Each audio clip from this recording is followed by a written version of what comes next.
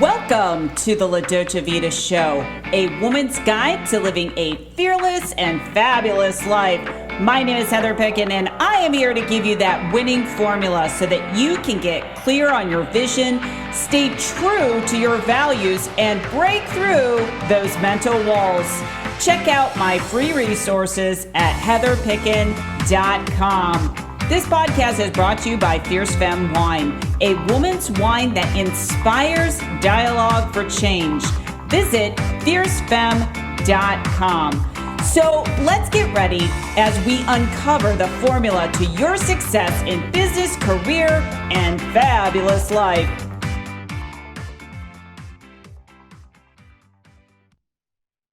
Well, hello, everyone, and welcome to the La Dolce Vita Show, your fearless guide for helping you in your business, career, and fabulous life. My name is Heather Picken, and I'm really excited today because I want to talk about, putting yourself out there in a bigger way.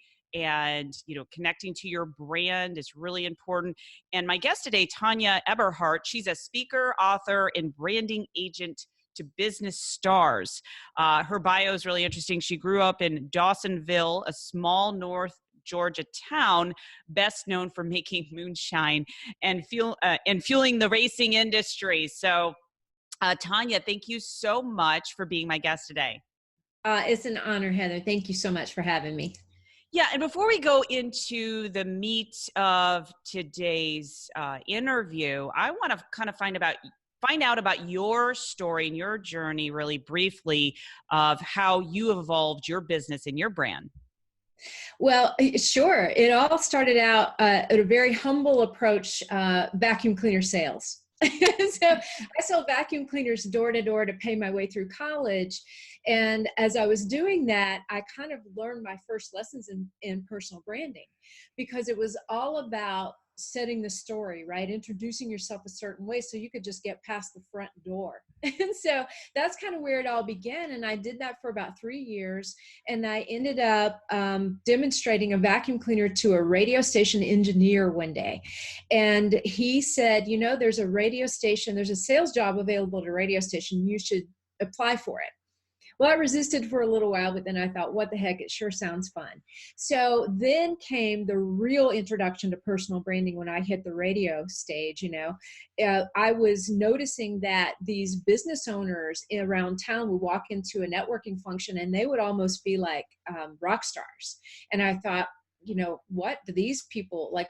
Where does that come from? And I found out that they were the voice and the face of their own business. So they were kind of putting themselves out there as a spokesperson of their business, and people began to relate to them, and they could see them as the face of that business and have something to connect to other than a logo. And that's kind of really where it all started, Heather. I spent about 18 years in radio and then branched off into, opening an integrated marketing company. And then a few years later, BrandFace came to life. I love that. I love the fact that you got your start selling vacuum cleaners. I'm sure that wasn't your dream job when you started out. It wasn't terribly sexy, I will say that. But, it was the best sales training I ever got in my life. There's no question about that. In stories like that, I think are so important, because oftentimes when you're trying to kind of find your path and your purpose, you might have to get a job doing something like that, but it can lead to other things. I always say, follow the breadcrumbs and trust your path. Trust that you as you start evolving and just doing something, you get in motion. I really find that the right people and resources will line up. And so let's kind of shift gears here. So talking about your story, talking about this business, because one of the things I do like to share or ask people that are on this show are your failures.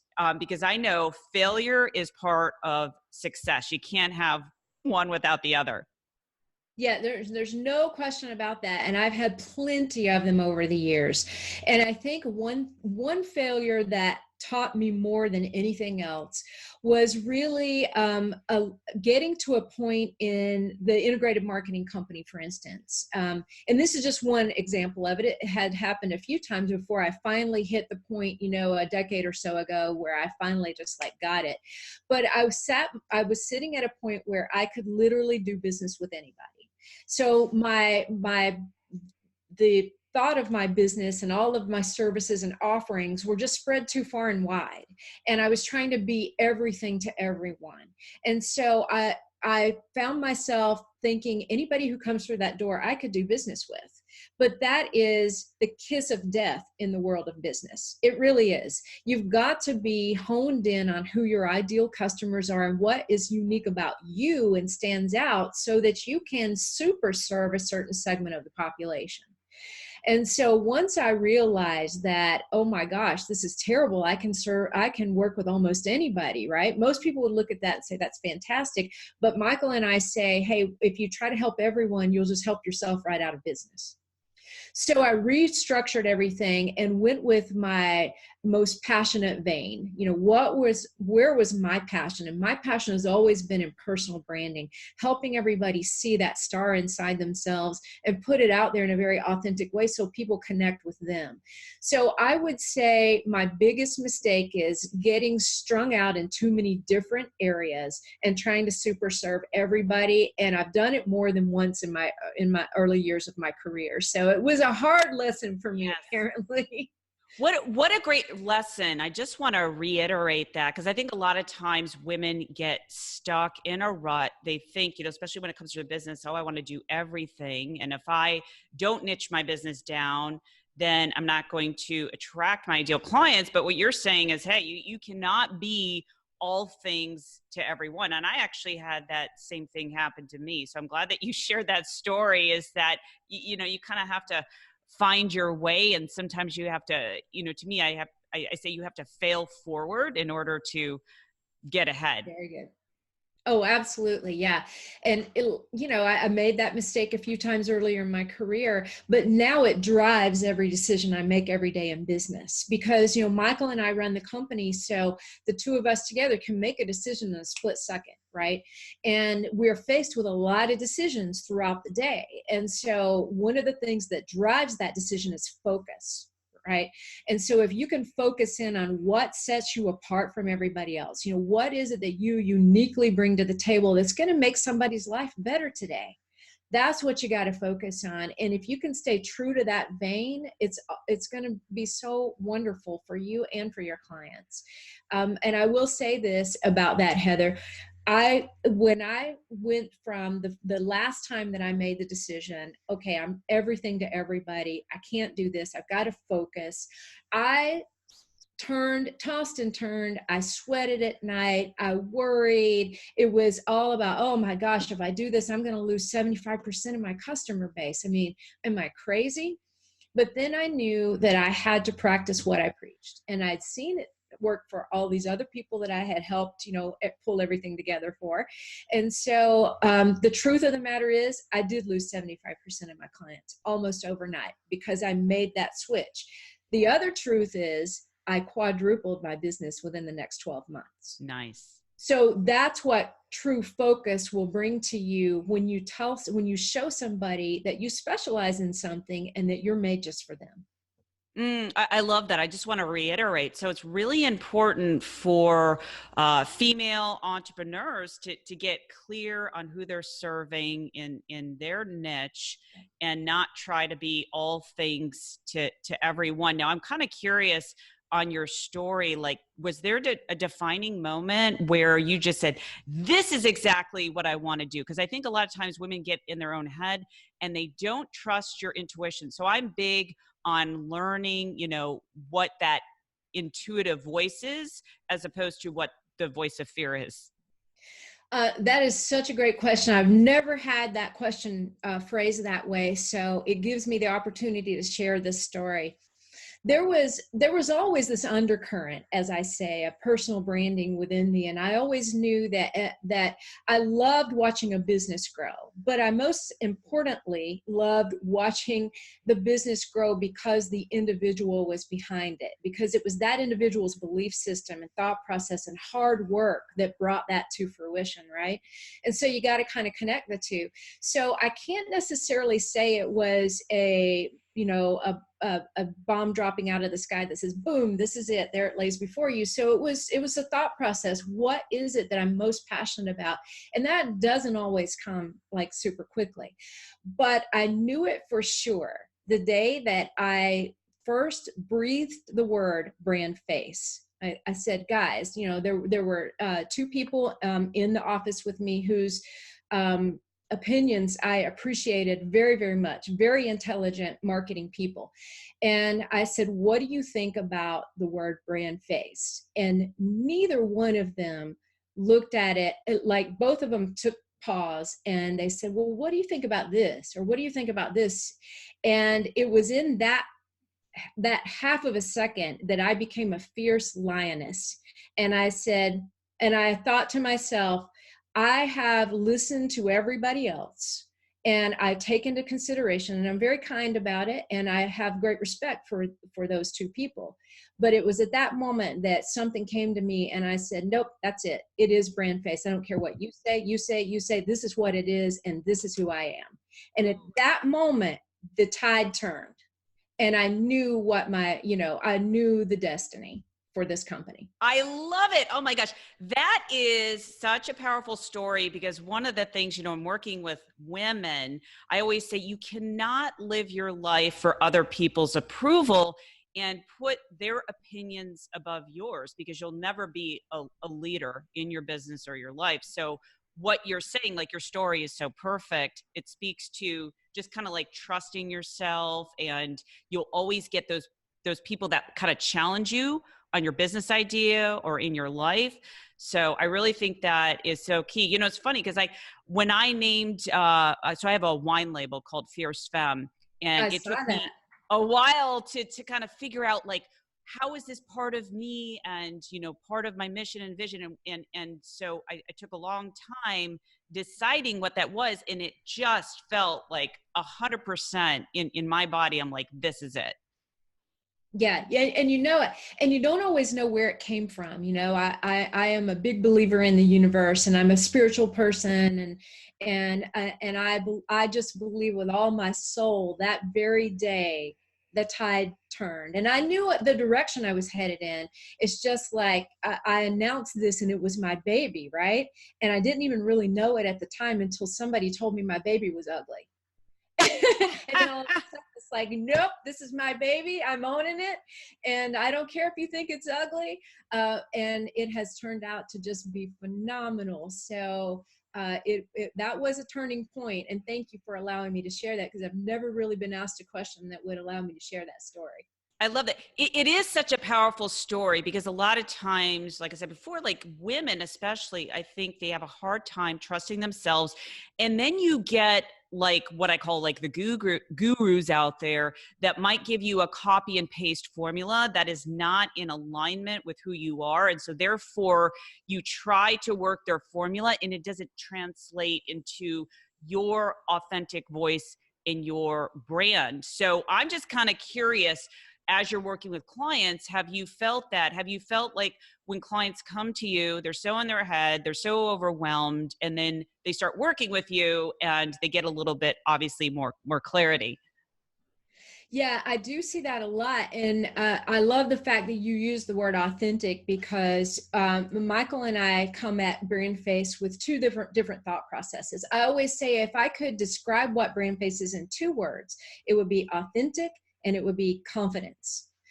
because we want people to express their true brand, like who they really are, not a cartoon brand, not something that that isn't you. I affectionately call those cartoon brands, but it's an extension of who you are, because your brand is you, and it comes with your story, right? As we were talking before we went live here, your background has, something to do with the fact that you had dyslexia when you were young, and that really paved the path for your persistence and your patience, and that made you this, amazing businesswoman that you are today. And that's, every one of us has a story like that, right? We have something that made us who we are. So that authenticity comes through. And as we work with people, they start out scared to death, to be honest with you. A lot of them will say, I'm really scared, but I'm going to do this.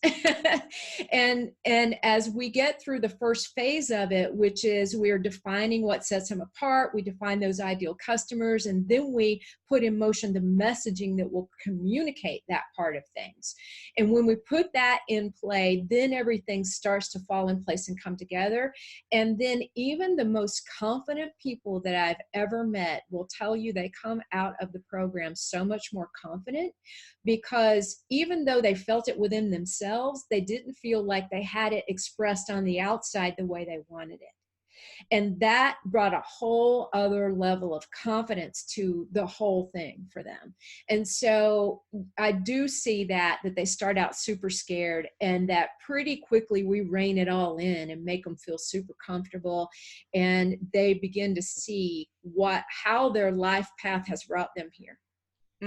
I love that. I love that. And more importantly, when you're talking about developing your own brand, said being authentic, I think that's really important, because now more than ever, I know when I started years ago, like back in 2008, there weren't that many coaches. And now it's like everyone, right? And everyone kind of looks the same. So what you're saying is that you really have to have your unique formula, like what differentiates you from everyone else out there, right?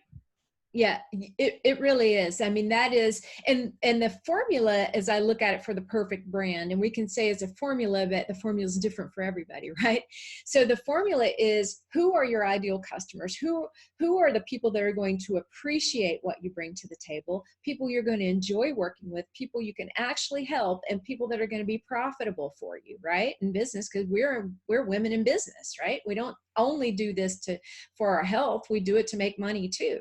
So those are the things that are very important. And then add that to what it is that sets you apart as an individual. What do you bring to the table that sets you apart from everybody else, all of your competitors? And you mesh those two things together, your ideal customers and your point of differentiation. And that's what creates this awesome personal brand. I love that. And you did mention something really important, like what makes you different. I could imagine a lot of women, and I get this a lot when clients come to me, like, I don't know what's different about me. Yeah, I get that a whole lot. In fact, I have actually been challenged on some calls with people when they jump on a strategy call and they'll say, well, good luck. I'm going to do this, but good luck, because you won't find anything different about me that everybody else doesn't say or do. And I remind them, it's not the point that everybody else can say it. Let's just say if you are, the most responsive coach out there, and you're going to be just right on it every time they need something, you're going to be there. Or if you are all about a certain, segment of coaching that nobody else touches, that you'll go deep dive into some things that other people won't. Whatever that differentiation is, it doesn't mean that there's nobody else on earth that can or will or does do that. It just means maybe you should get there first and plant that flag in the ground and say, this is mine, stay away, right? If you've read the book, 22 Immutable Laws of Marketing, it's Al Ries and Jack Trout. It's a classic. It was written a long time ago, but it's still so true today. The law of leadership in one of those laws states that it's better to be first than it is to be better. So you've got to carve this position out and say, I'm the first one to claim this. This is mine. Now stay away. I've got this, right? And so that's part of the branding. You've got to you've got to embrace who you really are. But even if it's not so different from 100 other people out there, you've got to make it different. You got to state your story of why you are different in that space. So it's not as complex as it sounds, because we're all so unique. We really are. I love that. So what you're saying is you have to be a trailblazer and be a leader of your business and your brand if you want to shine instead of shrink, and I really believe a leader is one that knows where the industry is going and makes their mark. So I think the work that you're doing is so important. Absolutely. So gosh, Tonya, this has been an amazing conversation. Before we leave today, where can people learn more about you? I know you have a free gift. Yeah, sure. So we do have a collection of personal branding videos that will give everybody a really good foundational look at what personal branding is all about and how to set themselves apart. And if they want to go to brandbuildertraining.com, they can register for those free videos. And then if they want to schedule a call with us just to kind of chat about their brand, discuss that, what it is that sets them apart, talk about their challenges and goals, see what it's going to take them to get them where they want to be, discussyourbrandface.com, and that's where they can schedule a free 30-minute strategy session with us. Excellent. Well, Tonya, again, thank you so much for being my guest. Thank you, Heather. It has been an honor. Thank you so very much.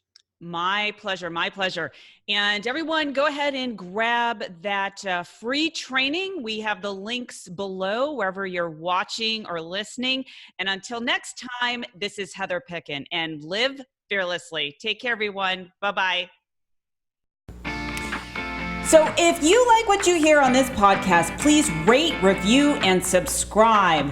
Interested in becoming a sponsor or learning more about leadership for women's performance using neuroscience or business coaching, contact support@heatherpicken.com. And don't forget to grab my latest book, The La Dolce Vita Formula, by going to fearlessandfabulousbook.com. That's fearlessandfabulousbook.com.